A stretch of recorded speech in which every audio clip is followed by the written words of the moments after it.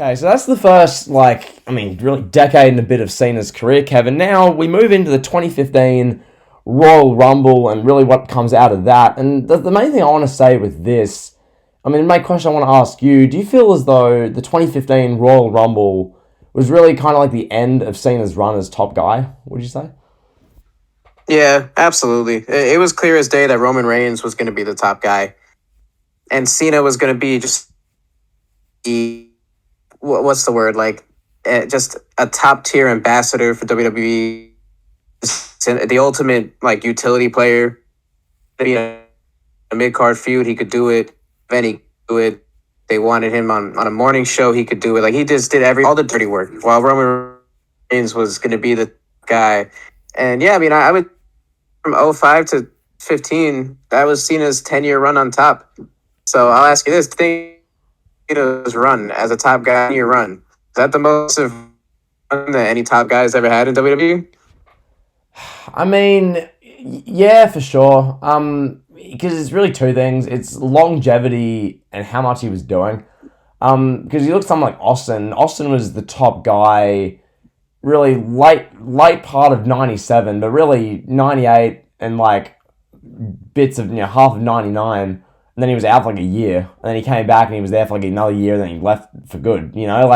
That's Austin. You look at a guy like Hogan, who's the only one you can compare Cena to, really, as far as this top run. And Kevin, what was Hogan doing? He'd show up in Seattle, do a day of tapings, and then he'd do a media appearance, a couple of media appearances a week, and then have a pay-per-view every 3 months. And that was Hogan. Whereas Cena, and Cena, Kevin, is literally every day. Like, you can run through a scene a day, wake up, you have to do like 3 morning breakfast radio shows to promote Raw, promote SummerSlam, promote what have you. You do a Make-A-Wish for about a couple of hours in the morning. You spend a few hours in the gym. You do another media appearance. You do an autograph signing here. You have some downtime yourself, like an hour in the afternoon. Then you have to go to the arena, do some more media, do the Raw show, be the main event act of Raw, have the whole Raw show written around you, finish, get on your tour bus, get 4 hours sleep, and do it all again the next day. That's just crazy. Yeah, it's remarkable. It's basically what Hogan would do is he'd show up at an arena in like the middle of Pennsylvania or like Texas or something, and they would tape TV for like 2 months, and he would do different vignettes. Oh, brother, when I see you in Chattanooga, I'm gonna kick your butt, brother.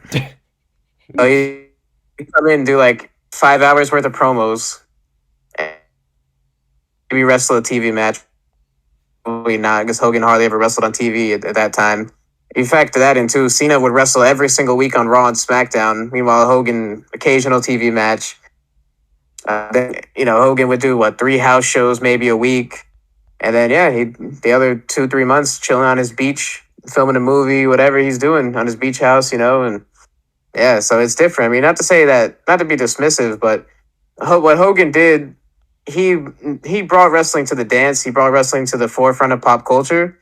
And that can't be understated. Cena didn't have the slightest effect on the mainstream the way Hogan did.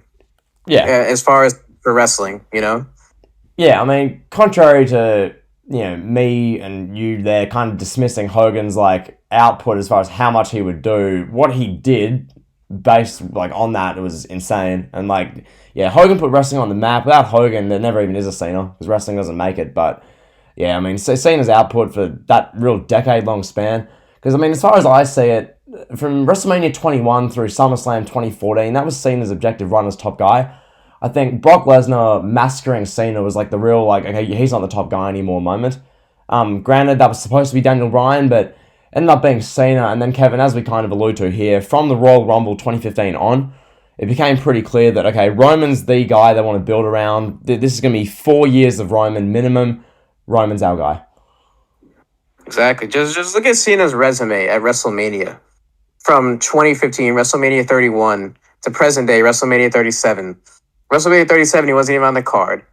And last year, 2020, he's facing Bray Wyatt in a segment, not even really a match.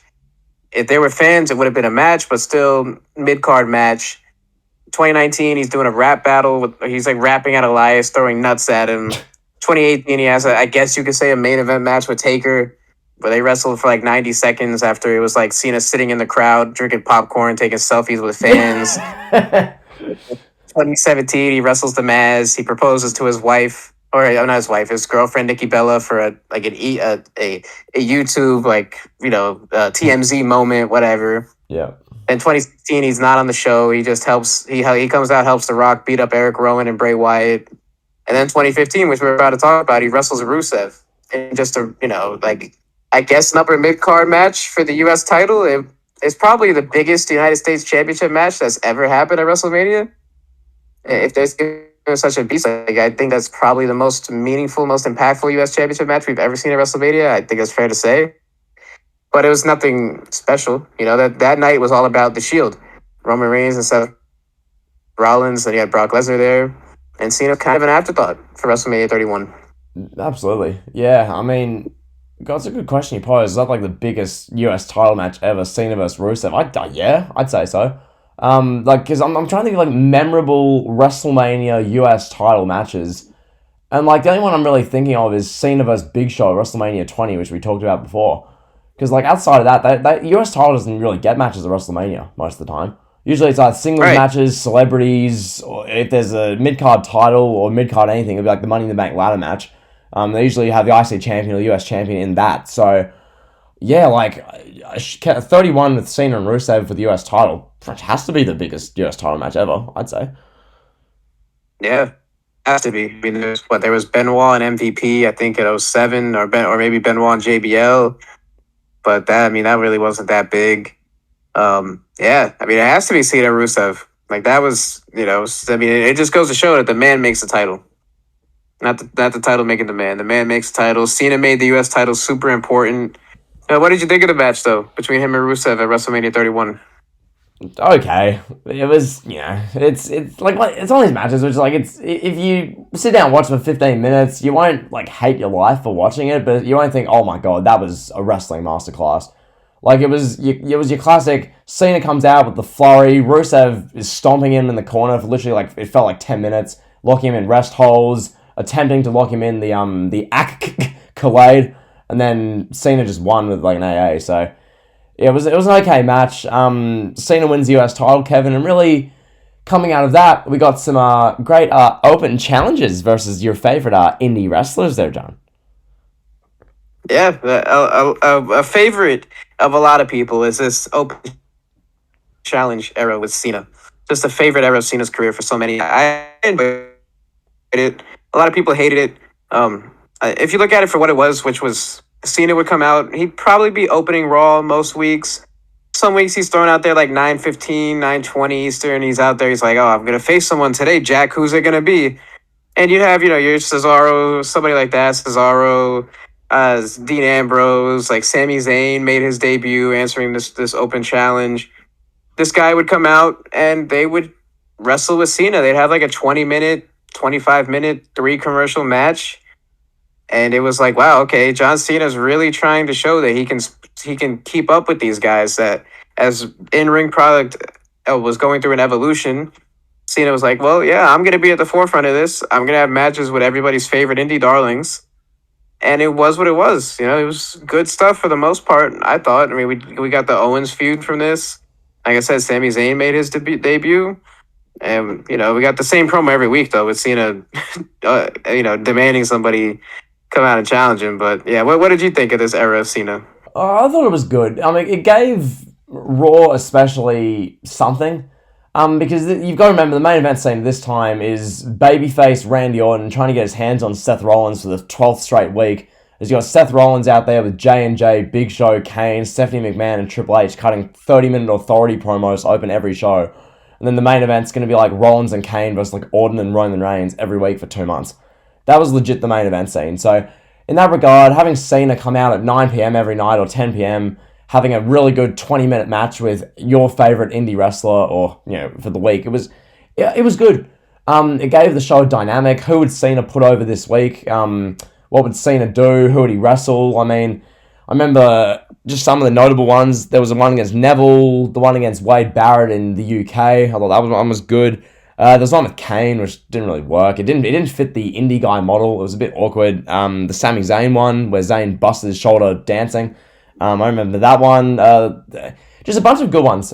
Just generally, Zack Ryder was okay. You had Ambrose did one. Plenty of guys did the Open Challenge from about April through about June. And just generally a good time period, I'd say. Like, granted, the matches were a bit same old. Just, okay, seems to hit the same moves over and over because all these indie matches are the same near enough. But nonetheless, Kevin, just pretty decent. Yeah, it was good stuff, man. I mean, most notably, we got the Kevin Owens feud. I kind of alluded to that. So Kevin Owens came up when he was NXT champion. He came up to Raw. He's attacking Cena in his debut. And then they wrestle a match at a pay-per-view. I want to say the first time they wrestled was it Money in the Bank? Elimination Chamber. Yep. Yeah, Elimination Chamber 2015, the first time they wrestle. And it's like, oh, NXT champion versus US champion. And then Owens beats Cena clean, and everybody kind of thought, wow, this is a different era for NXT. Like, we're going to see NXT on the same playing field as WWE. And nope, that really wasn't the case. It was like, okay, Owens wins, and he's gonna be a top guy forever because he'll always be able to say, I beat Cena in my first match. So he'll be an upper mid-card guy, and Owens is still going today as a utility guy. So, I mean, I guess it worked for what they were trying to accomplish, but then you literally just had Cena beat him for the next, 2 to 3 straight pay-per-views. Yeah. Which a lot of people really were not happy about. Yeah, I mean, fair enough. But, I look at this whole, I want to quickly mention this as well. I did find it dumb how they announced Cena versus Rusev. Oh, was it a chain match? It was some stipulation match at, I believe, Extreme Rules or Payback, or maybe both. So you've got them having matches announced, but we're still doing Cena Open challenges. It's like, well, what's the point? We know Cena's just going to win, but nonetheless, that was just a little nitpick. As far as the Cena and Owens stuff, this is when Kevin Owens came out there. This is Kevin Owens in one of his worst shapes ever. Like, you look at Kevin Owens at this point in 2015, when he's got the NXT title on his shoulder, and he's cutting promos about how Cena can't wrestle and how he's here to bring about change, and he's got a legit beer belly. I'm like, bruh, fam, this is the future, Kevin. Kevin, this is the future. But yeah, he won at the Chamber. Pretty good match. I think the match at the Chamber was probably the best one they had. They had a match of Money in the Bank as well. That was decent. And then they had the match at... they had another one. But yeah, Battleground, bang, got it. Yeah, Battleground was decent as well. Sane, I got the win as we hope so. But yeah, decent little feud for sure. Yeah, I mean, you had the non-title match with Owens. I guess we could talk about this briefly because this is going to be a topic for the next, 45 minutes or so that we're talking. Do you think Cena buried Kevin Owens? Do you feel that way? Because I know a lot of people certainly do. What? No. It's like... A lot of people think Kevin Owens had beaten Cena here at all 3 pay-per-views and won the United States Championship. That Kevin Owens would have been this big-time mainstream superstar in WWE. And I'm just curious what you think about that. Nah, it's kind of hard because he could have beaten Cena once. He could have beaten him 15 times. When you scroll through the channels and you stop on WWE Raw and you see Kevin Owens in the shape he was in 2015, you're gonna change the channel, laugh at him, and move on. It was kind of hard to have that guy. The thing with that Kevin, he beat him at the Chamber, awesome. Made him a star at the Chamber, and then Cena won 2 really competitive matches after that. The whole definition of burial has been just munted in the past 5 years, especially. You win a predetermined match, which is competitive and really close, buried. Okay. What do you think? Yeah. Right. Yeah, I mean, I think buried is overused in general, especially in the last 2 to 3 years. People use buried for everything. No, I don't think Kevin Owens was buried. I don't see how wrestling with John Cena equals him being buried. You're working with John Cena. You're working with the top cash cow in the company. So that means that you're going to be making a lot of money. So I'm sure Kevin Owens looked at those checks that he received from those 3 pay-per-views working with John Cena and was probably like, yeah, you know what? I think I'm doing all right with my life. I was wrestling, 3 years ago? I was barely making a living off of wrestling. I was wrestling in Ring of Honor. Now I'm in WWE wrestling the biggest star in wrestling.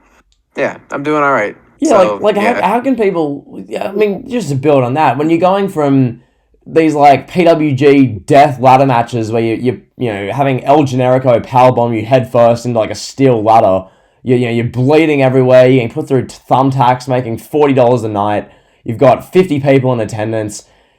That's fine, but when you're on the main stage in WWE, the biggest company in the world, having a 3-month-long program with the biggest star in the past 10 years, the biggest mainstream star wrestling's had since the Attitude Era, when you're doing that, wrestling quote-unquote easy matches where you have to bleed to death and risk your own life against Cena, and you beat him once out of 3 matches, that's a burial? Oh, okay. I see. Makes sense. Gotcha. No, it doesn't. It doesn't make sense, Kevin. It's confusing. It's baffled logic. It doesn't make any sense. It lacks all just fathom and reason. I don't know. I'll never get this whole, oh my god, he's buried. You know what a burial is? A burial is when Dean Ambrose is about to leave the company for WWE in 2019, and all the plans are in place for him to lose like 4 straight matches on Raw to Nia Jax, have EC3 beat him 3 straight times. Like, that would have been a burial. Having Owens have 3 matches with Cena, which are getting the most views on YouTube of anything in WWE in that time period, that's not a burial, pal. Damn it, pal. No, it's not at all. No. And to move forward here, so then at SummerSlam, Cena is in the main event yet again.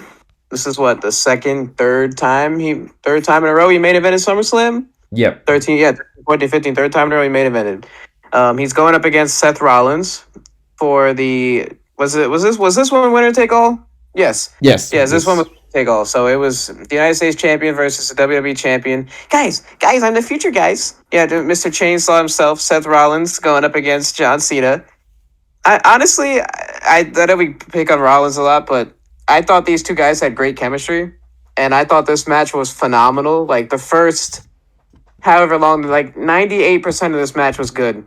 And then when you have Jon Stewart, I guess like a B-list celebrity that maybe some people know, but majority of the people watching WWE have never heard of this guy. Someone who doesn't really make a dent in culture. He's running out there. He's what, like a 4 or 5-year-old sketch comedian? God almighty. God, it's like, bro, like you've got Jon Stewart running out there, and the thing with that, Kevin, as you touch on there, it's Jon Stewart. Like I don't know who the hell that is.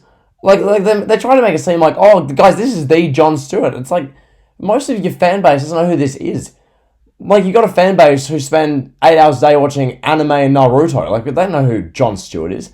And then even the people who do, this is, I mean, what's he, a sketch comedian, host like a morning, like, daily show. And this is the guy who's costing John Cena the WWE title. Costing him, I believe that would have been his 16th world title, I think. Like, that, like, really?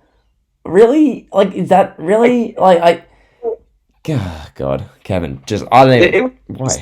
The way WWE booked this finish is when I started to really think like, okay, WWE, they have a problem relying on their quote unquote famous names and not putting enough faith in the new guys. I looked at this and I'm like, you have Seth Rollins, who he's what, like 28 years old at the time. He's your WWE champion. He needs to beat John Cena clean. Like, there's no other way to book this. That's the only way to do it. So then in 5 years, Seth Rollins, when he's the babyface champion of the WWE, he's not looked at as a joke. When you can look back, you can say, oh, wow, he beat Cena clean. Oh, he beat Brock Lesnar clean. Oh, he did this, he did that. Instead, you look back at Rollins' resume, and it's like, oh, he beat Cena with the help of, like, a 65-year-old comedian. Like, it was ridiculous. Like, this was really, I remember being just so, like, flustered, just watching Jon Stewart gently hit John Cena in the back with a chair. Like, what is SummerSlam? It's not like some gimmicky WWE show where they're trying to get mainstream attention. Like if they were doing, like, back in the day, the Attitude Era, they used to do shows on MTV. It's not like that. This is SummerSlam. This is your second biggest pay-per-view of the year. You see Rollins in the main event, and Rollins needs a clean win. Bottom line, it was stupid. And then what? Cena beats Rollins the next month at Night of Champions, wins the United States Championship. So you're basically telling me, okay, the WWE champion he's sus because he can't beat Cena clean. Stop me before I go on. Just ridiculous. And the thing I want to talk about is just the storyline. The storyline leading in was that Seth Rollins botches in his match, breaks Cena's nose with a knee strike, And then we had literally the next week on Raw a thing on the Titantron with Cena's busted nose, and Seth Rollins had a mouth edited on the Titantron talking trash about Cena. Oh my. Which, I mean, and when people look back upon, oh my god, Rollins' 2015 title run was so good, bro. Oh my god. Oh, OMFing it was so effing good. I'm like, oh, was it now? As we have 20-minute Raw segments open the show where Seth Rollins is like, guys, look at the Titantron, guys. I broke Cena's nose. What? Yeah, you had Rollins coming out with that stupid "You Can't Knee Me" T-shirt. Like, what, bro? God bless John Cena for not shooting on Rollins and beating him up. Because if that was like Randy Orton, if that was Randy Orton that took a shoot knee from Rollins in the nose and got his nose broken, Randy Orton would have beat the ever-living crap out of Seth Rollins in the main event of SummerSlam. God bless John Cena for dealing with that. God bless him. And then, yeah, that was... Imagine 2006, Randy Orton takes that knee strike. He has his nose legitimately broken. Orton would have made sure the guy shows up next show with a shiner. Probably would have taken a fat dump in his bag. Probably pissed all over his belongings. That would have been 06 Randy Orton. Probably throwing his bag in the river as well. But Cena, the class act he is, Phil Brooks would have just walked out from the company if that happened. But nonetheless, I mean, Cena's a class act. He has that. The doctors try to kill him too. My staph infection was so big. It was the size of a baseball. Oh, was it now? Oh, I bet it was that big. There's no proof of this. Anyway, moving on. We have the 2015 SummerSlam show, and literally, as far as the Cena Rollins bit with Jon Stewart. So, Kevin, coming out of that, you alluded to it there. Cena wins back the US title. And then what? Walk us through from here, Kevin. So we have what is this? September 2015. You've got Cena and Rollins doing the whole knee thing. You got Sting with a Rollins statue. This is the main event scene in 2015. Yeah, Cena wins back the U.S. title, and then he's winning a couple matches. I believe he faced all three members of the New Day, if I remember correctly, in consecutive weeks. And then he had the match at Hell in a Cell, where Cena lost clean to a returning Alberto Del Rio. So let's recap. Alberto Del Rio, who was nothing more than a mid-card wrestler at best. Yes, he won the big gold belt. Yes, he won the big gold belt after Jack Swagger ruined it forever. So he was not a main eventer. Alberto Del Rio returns after being gone for a year and a half, slapping an employee after the employee made a racist comment to him. He comes back, he beats Cena clean. That guy could beat Cena clean. But Seth Rollins cannot be Cena clean not once but twice on pay-per-view. Explain that one to me. Try to make sense of that. And then Cena, he got injured at some point. I think he might have got injured in the match with Del Rio, or shortly after that, he injures his shoulder. Yep. And he's out for 6-7 months. He missed WrestleMania 2. But that beating him clean, it doesn't make any sense. It didn't make sense then. It didn't make sense. It doesn't make sense now. It won't make sense 20 years from now. Why of all guys was it Del Rio? It's so random. And this was the time period, end of 2015. After Hell in a Cell, where Cena went away, Lesnar went away for a while, Taker went away. The roster was paper thin. After Cena loses this match, excuse me, to Alberto El Patron, it left us with literally the League of Nations versus Roman Reigns and Dean Ambrose for 3 months. It's just, God, it was a paper thin roster without Cena. Then, Kevin, I guess we roll into 2016. Cena makes his triumphant comeback nation by helping The Rock and his flamethrower punch Eric Rowan at WrestleMania. Okay. Let me just say this real quick. All the equity that WWE put into the United States Championship, having Cena make that belt almost, if not more important than the WWE Championship, it all went over with Del Rio won it. But yeah, so WrestleMania 32, he punches the Wyatt family with The Rock and his flamethrower. I believe he returned sometime in late May, June. Yeah. And AJ Styles fronts him in his return, and we get an all-time great Cena feud after this, don't we? Yeah, we do. We get a very interesting feud. I remember with this one, obviously Cena and AJ was like the main part of it. Obviously, they had the match at Money in the Bank, I believe, if I'm not mistaken. So they Yeah. did the first match, Money in the Bank, awesome stuff. Then they do the stuff at Battleground where it's the OC. So you've got sweaty Doc Gallows, Carl Anderson, AJ Styles against Cena, Enzo, and Cass.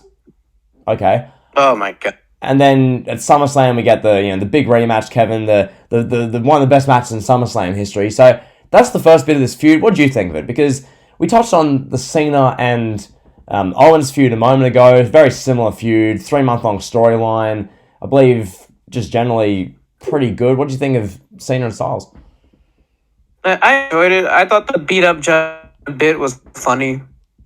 I did like Anderson just basically saying we're gonna beat up Cena. I thought that was funny stuff. Yep. Anything else you thought of it, pal? Anything? you know. Yeah, I thought it was pretty good, pretty good. I thought Money Bank match was good. SummerSlam match was really good. The match at Battleground was just a waste. I mean, that's the same Battleground show. We got the Shield triple threat for the only time ever. Crazy. But yeah, that comes and I was goes. gonna, Go on. yeah, and something cast. I don't even know how AJ Styles recovered from 6. That was a cluster. Yeah, and then Cena gets drafted to SmackDown, pal. Cena becomes one of the franchise players on SmackDown. WWE makes a concerted effort to make SmackDown watchable again. You get Randy Orton, John Cena, Bray Wyatt, the WWE champion Dean Ambrose. You got Shane and Daniel Bryan as the GMs. Styles is there. Like WWE go all in with SmackDown. Raw is just Raw is just a mess, really. You got Fergal Devitt, you got Chubby Owens, you got Jericho with a list, you've got Roman Reigns, who everyone hates, and Seth Rollins, who's getting mediocre reactions. So, yeah, SmackDown with Cena, they go balls deep with SmackDown.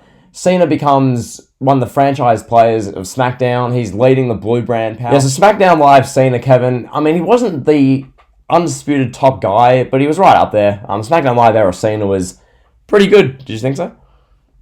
Yeah, we got the feud with AJ, which was, I guess, the most notable part of this SmackDown Live era Cena. That feud with AJ was really good. AJ cut some of the most generic, basic. Oh, I'm better because I wrestled in the Indies and I can do all these moves than you, Cena.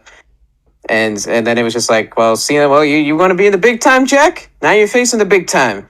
And it really, the promos were okay. So Cena would cut AJ's balls off, good stuff. I enjoyed the SummerSlam match.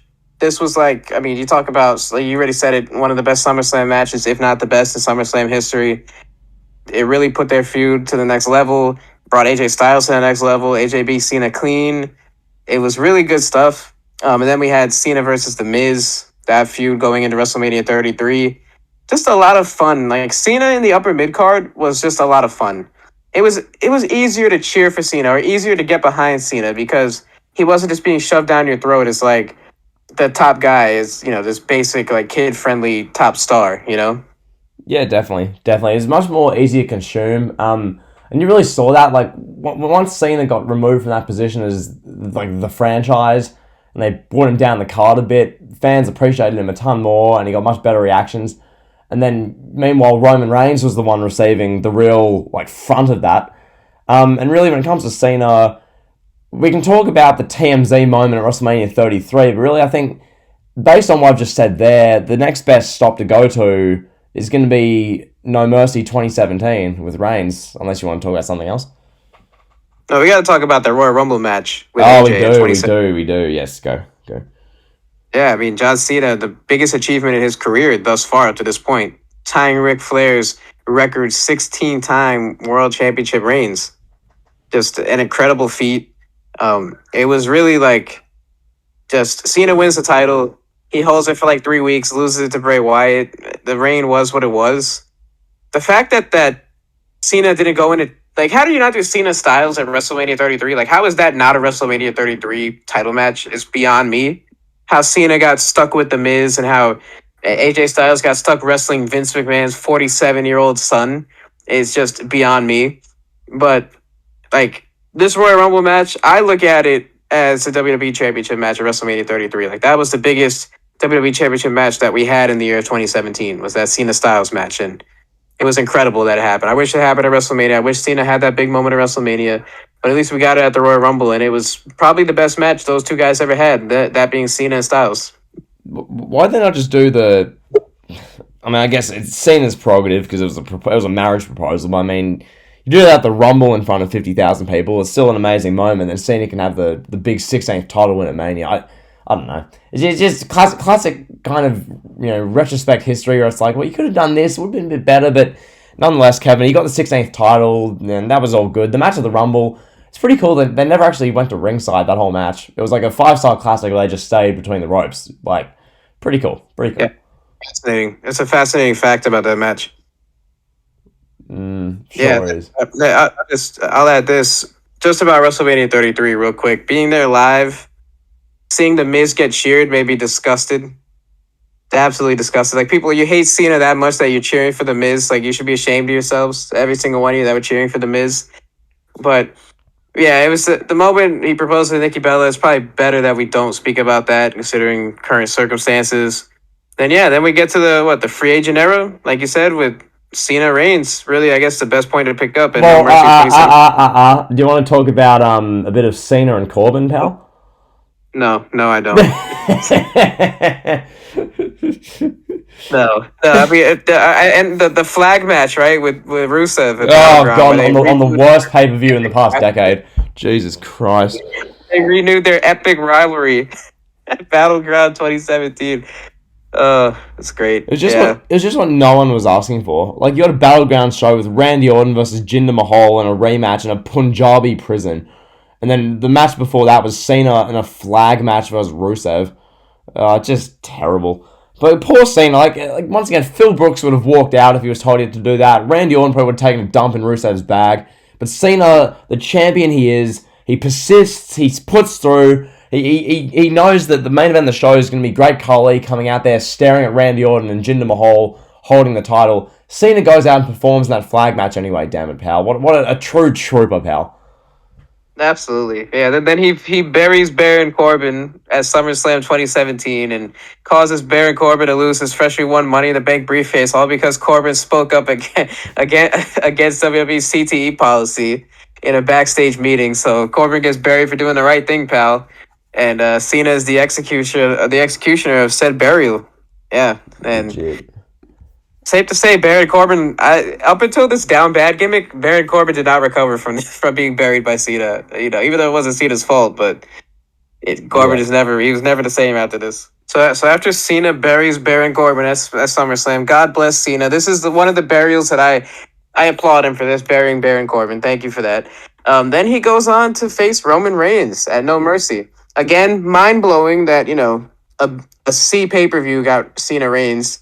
They couldn't even do this match at SummerSlam, let alone WrestleMania. It's still just amazing that this match happened at No Mercy. But Cena Reigns, this match at No Mercy, man. What more is there to say? Like the build up, the epic promo battle that they had on Raw, like leading up to this was. I mean, take it away. Well, talk to us about this feud. Oh, just fantastic. It was Cena putting his flag in the ground and saying, "Yeah, I'm the guy for a reason. I've been the guy for a reason. Roman, you can try, but you can't lace my sneakers." Like, it was just hilarious. It was Cena basically just flexing on Reigns for the build. That's really what it was. That contract signing. I mean, I love the fact that Kurt Angle was just standing in the corner, just like watching in amazement. That was like the best part of the whole thing. Like Kurt Angle, who, as we talked about last episode, debuted against Cena. He's watching Cena, who's come full circle, now roasting the next supposed top guy, talking about how, Cena does this part-time better than Reigns to ever do it full-time and all this kind of stuff. Kevin, it really makes me disappointed that WWE have effed up the build to the SummerSlam 2021 match between the two because, my God, I wish we saw this stuff nowadays. Absolutely. I mean, yeah, this was... Cena was big boying Roman on the mic, for lack of a better term. Like, he really ran circles around Roman Reigns and embarrassed him. And I think there's some natural animosity there between Cena and Reigns. Like, this may never be set on record. Maybe it'll come out. Maybe we'll have, like, we'll have like Cedric Alexander in a shoot interview describe like at the time Cena and Reigns almost got into a scuffle in catering, and like Ricochet and other guys had to break it up. But it just seems like there's legit animosity there. Like Cena really didn't need to really stick a knife in Reigns the way he did in that famous promo battle. Am I right? Yeah, for sure. But I mean, it made it feel like real, which in this day and age is kind of what you need. You need the element of reality within reason, and this was exactly that. It was Cena, as I said, yeah, digging the sneakers in. That's really what it was. It was just, it was gold. Like what Cena was saying, like pretty much everything he was saying was facts. Cena haters were now cheering Cena and booing Reigns, which was, classic. And then, yeah, Roman Reigns was public enemy number one at that point. And then they do the match at No Mercy, Kevin. No one remembers the match, honestly. But Yeah, the match itself was what it was. Cena won, and then he did like Cody Rhodes after Cody lost to Malachi Black this past Wednesday. Cena started crying, waving goodbye to the fans. He leaves his armband in the ring, and everybody's like, "Oh my God, Cena's retiring!" And then guess what? I'm back, Nation, and he returns like 4 weeks later, and he's the final member of Team SmackDown for the 5-on-5 match at Survivor Series. And yeah, there he is. He's back, Nation. that wasn't the good Survivor Series elimination match the year before. That was the 2017 one. Wasn't it like Triple H and Braun Strowman? Wasn't it that one? Yeah, you had Kurt Angle in there too. You had like old Kurt Angle. This was when Bray Wyatt and Roman Reigns had meningitis, and they had to throw together a random card for that year's Survivor Series. God, so nothing really notable happens there. Then we get to the build to WrestleMania 34, where the rumors are that we're gonna get this epic WrestleMania main event between John Cena and The Undertaker. And legitimately, the build-up for this feud was what? You had Cena showing workout videos of The Undertaker and Michelle McCool. Cena making these digs at Taker where he's like peeling back the curtain a little bit. And then he's like, Jack, if you're not there at WrestleMania, I'm going to sit in the crowd with these great people, Nation. And he's literally sitting in the crowd taking selfies with people at WrestleMania 34, buying popcorn at the concession stand. And God, the WWE, they took what could have been an epic rivalry, and they goofed it up. Like literally, they made it just so goofy. The Cena Undertaker shtick. Kevin, this should have been the co-main event of WrestleMania 30. This epic dream. You could have even had this be the main event of WrestleMania 29. You could have done so much with this. This could have been so epic. The guy, the franchise, Cena, the face that runs the place for a decade against the streak, but. Instead, they do this at WrestleMania 34 when you got The Undertaker who... This is an Undertaker who's just trying to have match after match so he can crank out a good one and he won't feel embarrassed of himself for 9 straight months. You got Undertaker who a year prior was going on one hip in a 20-minute long botch fest versus Roman Reigns. Now he comes out, has a minute and a half squash of Cena. Yet another time, Cena, the ultimate professional, Kevin... Do you think Randy Orton would have agreed to this? Do you think CM Punk would have agreed to this? Do you think Brock Lesnar would have agreed to this? No. This was just... you have Cena in the crowd at WrestleMania watching the great IC title work rate opener, eating popcorn with random, 17-year-old fans, getting selfies. Fam. Yeah. This was goofy. I watched this WrestleMania at a WrestleMania party with, a bunch of, non-wrestling fans. And they were just laughing at this. They were like, why is John Cena, sitting in the crowd? It was just... I couldn't even explain it. I'm just like, he's supposed to wrestle The Undertaker. It's supposed to be a big deal, but instead we have Cena in the crowd sipping on Coke and taking selfies with people. So, yeah, in my mind, this is the single most disappointing match in WrestleMania history, and I won't be convinced otherwise. You could argue till you're blue in the face for any other match, but in my mind, this will always be the most disappointing WrestleMania match ever. I would rather have not seen the match at all compared to this crap that we got, where, Cena, he comes out, he's, screaming at Elias, oh, get out of my ring, Jack. I'll beat some respect into you.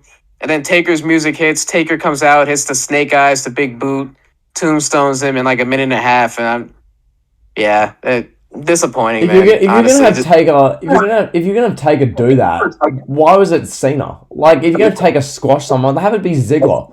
Like, have it be some worthless, irrelevant, just trash boy bum like Dolph Ziggler. Why not do that? But instead, it was Cena there. Like, they made Cena seem like he was just absolutely like worthless. I mean, it was just the whole thing was ridiculous. You're better off not doing it, but WWE did it anyway. So now we did see Undertaker and Cena at WrestleMania, but it was 90 seconds where Cena didn't get a move in. So, yeah, thrilling. Really good stuff. Really good. yeah, absolutely. It's just I know you're being sarcastic, of course, and then yeah, it's just best that we move on from Yeah. this. I mean, then So what do you move on to? Kevin, what's Cena's next big thing from here? I mean, well, what he had the final match. What was it? What did WWE build it as at the Greatest Royal Rumble? The match with him and Triple H, like the final time that two icons will wrestle or something like that. yeah, they built this was the Saudi show era. So Cena, he's pretty much done doing consistent like regular main roster stuff really. From this point forward, and then he's doing these Saudi show matches. They do the one with Triple H at the Greatest Royal Rumble, which we're all just dying to see, won't we, Kevin? Oh yeah, I mean, I couldn't get it. I could not like be satisfied as a wrestling fan if I didn't get to see Cena and Triple H for the thousandth time. All I needed was to know that it was on a different piece of soil than the United States. Saudi Arabia, and that topped it off for me, pal. Jesus Christ. Yeah, if you want to watch Cena and Triple H, you can just go watch one of their matches from like 2006 or like 2008. But anyway, we get that, and then really, I guess the next notable one is, I guess, Super Showdown 2018, where we have Cena doing a new finisher. Wait, no. This is what we need to talk about real quick. Wait, I'm sorry. What did you say? Say it again. So when Cena did his like sixth move of doom at the Melbourne show, like on Elias, where he literally pretended to be Wolverine, then he just punched the guy and pinned him. Remember that? Oh yeah. That's where I was going to. Yeah, and then also his haircut too. The internet loved his haircut at that show.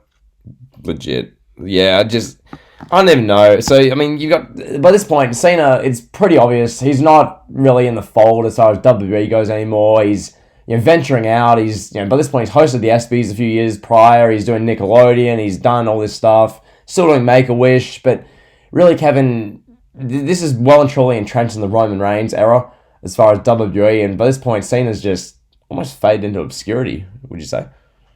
Yeah.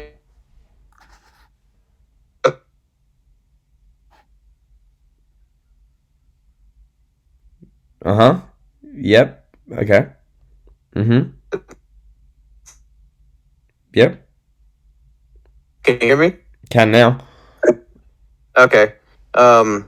So yeah. So I forgot what I was saying. Oh yeah. Okay.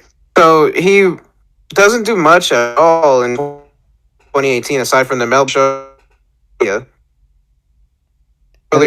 And then it's like yeah, he does the road to WrestleMania, and then it's just two Saudi shows, and then really you bring it into 2019, and from memory, like 2019 Cena was barely there either.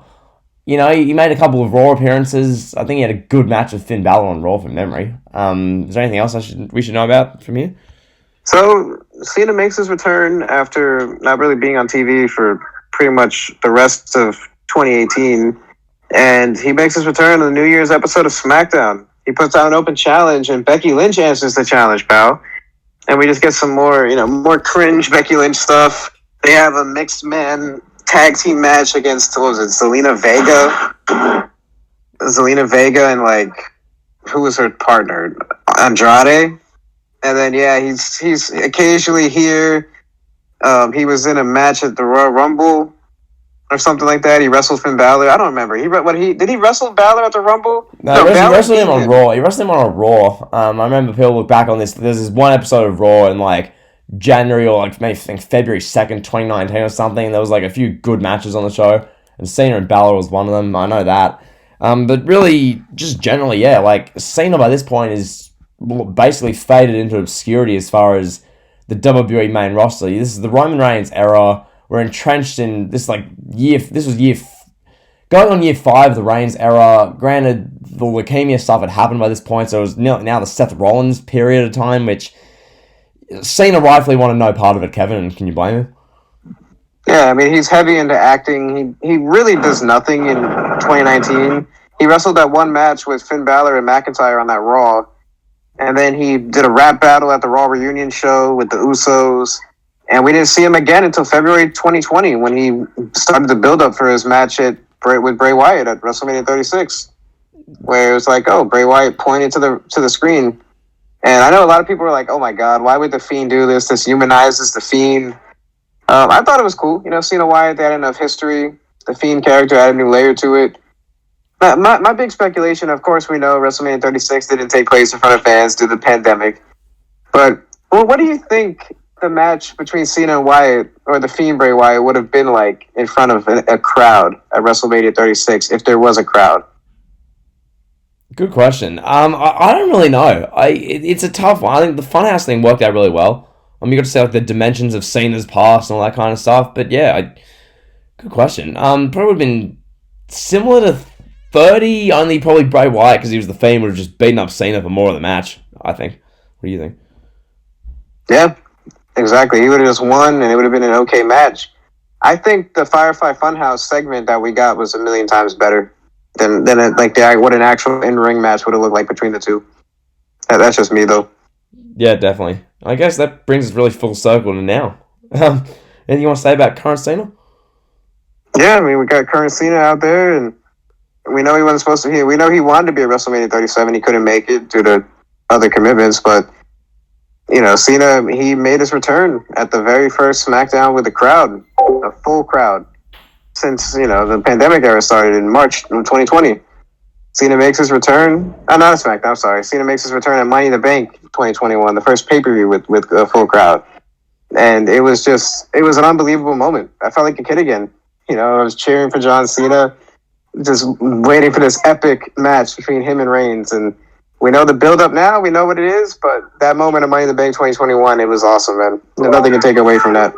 Yeah, absolutely. It was just, we covered that in the Super Show of Money in the Bank, but yeah, just the pop, insane. And it's sad to see now what they're doing with, I guess, Cena wrestling dark matches as Finn Balor gets all the TV time. It's certainly one way of doing things, you say that much. Yeah, that's exactly. I know your tone is very dismissive, and rightfully so. You've got John Cena back, and you're wasting him on house shows, and you literally have like Finn Balor kicking Roman Reigns as like the big storyline for SmackDown, while Cena's wrestling like a match with whoever, like I don't even know whoever he's wrestling with in a house show. It's just a disgrace, bro. It's like they're just doing the 6-man tag house show circuit with Cena and the Mysterios versus the Bloodline. It's like, okay, what about on actual SmackDown? Are we gonna get something good with Cena, like Cena and Reigns having a face off? No, stop me, Kevin. Stop me. Yeah, right. Like what SummerSlam is 2 weeks away, and we've yet to see anything epic between the Tribal Chief and John Cena. The only thing we've gotten was Cena calling out Roman Reigns and saying like, oh, if Missionary is exciting for 20 years, Jack, you better keep him. Like that's probably the best thing that we got from this build was that missionary line that Cena had on in response to Roman Reigns' missionary line. That's ridiculous. That's it, bro. That's ridiculous. Yeah, I mean, yeah, I guess, yeah, I mean, in closure, Cena's one of, if not the greatest of all time. I guess that's to wrap this 2-part bio up. First part, we went real in depth with it. The second part hasn't been as in depth, but really, when you look at Cena, this has been Cena's like not full-time guy part of his run. So I guess it warrants a little less detail, but nonetheless, Kevin, anything else you want to add? Yeah, I think when you look at John Cena, his resume speaks for itself. He's got arguably the most impressive resume out of any wrestler that's ever existed. Just the resume stuff with him, greatest United States champion, 16-time WWE champion, 2-time Royal Rumble winner, main event in countless WrestleManias. Just from a resume perspective, I don't think it gets any better than John Cena, right? Yeah, absolutely. Like, we covered the longevity, and he's earned that resume, absolutely. The hard work, the dedication, it speaks for itself. I was going to say Cena's getting a bit more respect nowadays. Granted, most of the same people who are shelling out all the respect now are the ones who are saying, booing him out of the building, a few years ago. But yeah, nonetheless, it's cool to see. It's cool to see a bit of appreciation for one of the greatest of all time. Absolutely. Yeah, man, I guess that's it for this week. So that'll wrap it up. So we'll talk to you guys next week. Yes, sir. I think next week, probably something SummerSlam themed, I'd say so. So yeah, it should be good. And until next time, peace.